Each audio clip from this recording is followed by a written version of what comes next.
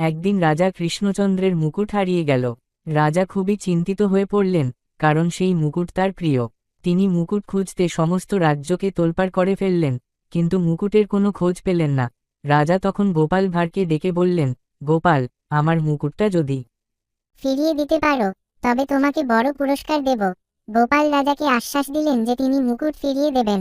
গোপাল বুঝতে পারলেন যে মুকুটটি হয়তো কোনো চোর নিয়ে গেছে। তাই তিনি রাজ্যের সমস্ত লোককে রাজপ্রাসাদে জমায়েত করলেন এবং ঘোষণা করলেন, আজ রাতে আমি একটা জাদু করতে যাচ্ছি। এই জাদুর মাধ্যমে আসল চোর ধরা পড়বে। আজ রাতে যার মাথার চুল লম্বা হবে, সেই মুকুট চোর। এই কথা শোনার পর সত্যিকারের চোর গভীর চিন্তায় পড়ে গেল।